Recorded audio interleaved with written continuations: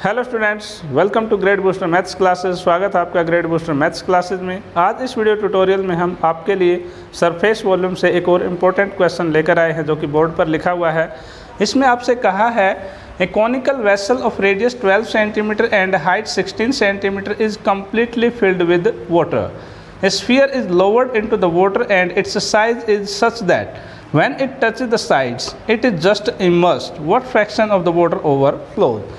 हमारे पास एक conical vessel है, जैसे हमने डायग्राम में यहाँ पे ड्रॉ किया है, और इस वेसल की जो रेडियस है वो 12 सेंटीमीटर है। तो हम लिखते जाते हैं यहाँ पे और आपको बताएंगे क्या है। रेडियस जो है वो 12 सेंटीमीटर है, हाइट है वो 16 सेंटीमीटर है। ये जो मेजर्स हैं इस कॉनिकल वेसल के हैं, और ये जो वेसल है पानी से पूरा भरा हुआ है, वाटर से फुल है, और एक स्फीयर इसके अंदर जब डाला जाता है, स्फीयर का जो है हमारे पास कोई डायमेंशन यानी रेडियस नहीं है हमारे पास, यानी वो इसमें जब डाला जाता है और कोन की इन साइड्स को जब वो टच करता है तो जस्ट इमर्स्ड यानी कि वो उसमें समा जाता है। और इस तरह से है कि इसका ये जो ऊपरी पार्ट है, अपर पार्ट है स्फीयर का, वो न तो कोन से बाहर है और न अंदर, वो बिल्कुल इसके अपर पार्ट के जो सर्कुलर पार्ट है ऊपर का उस तक है, ठीक है, और नीचे यहाँ पर ये टच कर रहा है। अब हमसे सवाल पूछा है what fraction of the water overflow, यानी ये जो वेसल पानी से फुल है तो कुछ ना कुछ पानी बाहर निकलेगा, और कितना निकलेगा, जितना इस स्फीयर का वॉल्यूम है। हमें बताना है कि उस वाटर का कौन सा फ्रैक्शन ओवरफ्लो हुआ है, यानी बाहर निकला है।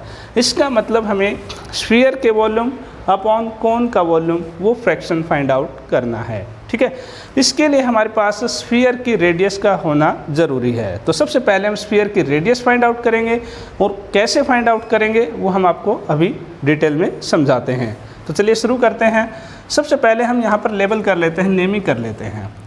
Suppose this point is A, this is B, this सी।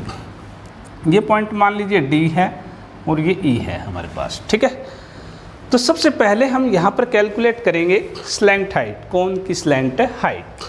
हम यहाँ पर लिखेंगे स्लैंट हाइट इक्वल टू, हमारे पास फॉर्मूला होता है R square plus H square का स्क्वेयर रूट। रेडियस हमारे पास 12 है, 12 का स्क्वेयर प्लस हाइट हमारे पास 16 है, इसका स्क्वेयर, ये आएगा 144 प्लस 256, और इन दोनों का जो टोटल है वो हमारे पास आएगा 400, और 400 का स्क्वायर रूट 20 सेंटीमीटर। यानी हमारे पास स्लैंट हाइट आ गई इस कोन की। रेडियस और हाइट हमारे पास पहले से है, एल और आ गई। यहाँ पर ये हमने स्मॉल में लिख लिए, तो हम इसको भी चेंज कर देते हैं, चलो स्मॉल लेटर्स में लिख लेते हैं। वैसे कोई दिक्कत नहीं होती है, बट क्वेश्चन में सिमेट्री के लिए हमें ऐसा लिखना ज़रूरी है, ठीक है। अब हम यहाँ पर इस रेडियस को फाइंड आउट करेंगे, स्फीयर की रेडियस को। स्फीयर की रेडियस हमारे पास डी ई है, ठीक है। अब डी ई रेडियस को फाइंड आउट करने के लिए हम सिमिलरिटी ऑफ ट्राइंगल्स कंसेप्ट का इस्तेमाल करेंगे, यानी हम यहाँ पर दो ट्राइंगल्स को सिमिलर करेंगे और उनकी करस्पॉन्डिंग जो साइड्स हैं उनको प्रोपोर्शनल पुट करेंगे, वहाँ से हमारे पास आएगा ये, ठीक है।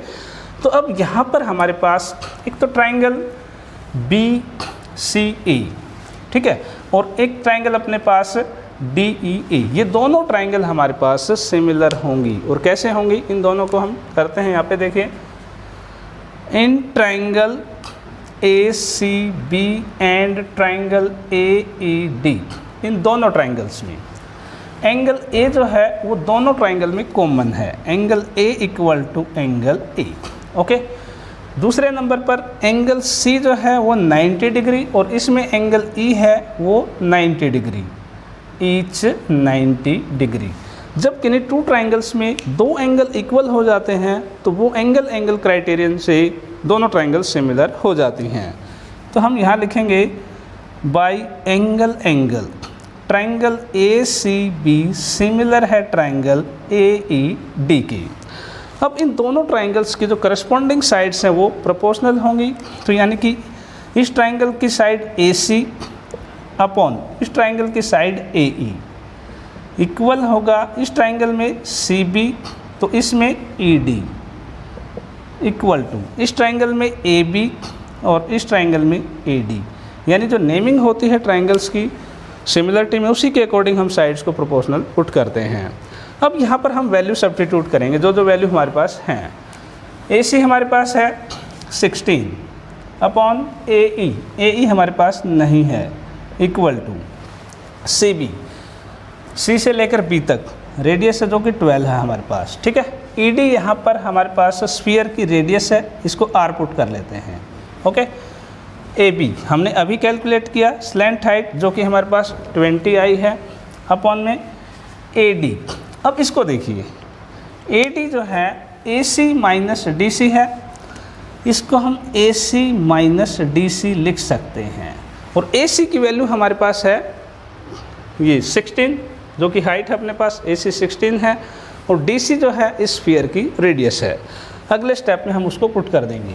तो यहाँ पर हमारे पास इन दोनों पार्ट्स को ले लेंगे, 12 upon R equal to 20 upon AC अपने पास 16 है, माइनस DC जो है वो स्फीयर की रेडियस है, इसको हमने R पुट किया है। तो अब यहाँ पर हमारे पास ये इक्वेशन मिल गई और इसको क्रॉस मल्टीप्लाई करके हम R की वैल्यू फाइंड आउट करेंगे। देखिए कैसे क्रॉस मल्टीप्लाई करेंगे तो ये आएगा अपने पास 20R इक्वल टू 12 और 16 का प्रोडक्ट, 16 2 जा 32, 16 1 जा 16 प्लस 3 19 माइनस 12R, ओके। अब हम उस R की टर्म को इधर ले आते हैं, 20R plus 12R equal to 192, okay. Now it is 32R equal to 192 and R is 192 upon 32। अब इसको हम कैंसिल कर देते हैं, 8 से कैंसिल करेंगे 4 आएगा, 8 2 जा 16, 8 4 जा 4 6 जा। Radius of sphere is 6 centimetre. हमारे पास इस स्फीयर की जो रेडियस है वो आ गई। अब हम यहाँ पर फाइंड आउट करेंगे कि कितना फ्रैक्शन जो है वो पानी का बाहर निकला है। तो इस पार्ट को इरेज करके हम इसको सोल्व करें। तो इसके बाद हम सोल्व करते हैं। यहाँ पर हम लिखेंगे फ्रैक्शन ऑफ वाटर ओवरफ्लोज, ये अपने पास आएगा volume of sphere divided by volume of vessel, conical vessel का वॉल्यूम नीचे, ठीक है। अब हम दोनों का फॉर्मूला पुट कर देते हैं।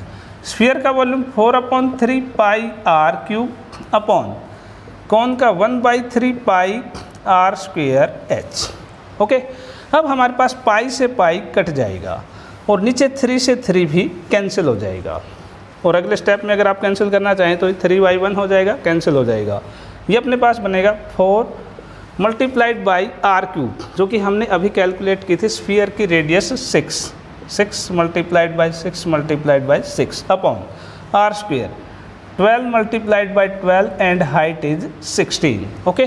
अब 4 4 जा 16, 6 2 जा 12, 6 2 जा 12, 2 3 जा 6। तो ये अपने पास आ गया, ऊपर 3 और नीचे 2 4 जा 8, 3/8 जो है उस वाटर जो है उस कॉनिकल वेसल का वो ओवरफ्लो के बाहर आ गया है।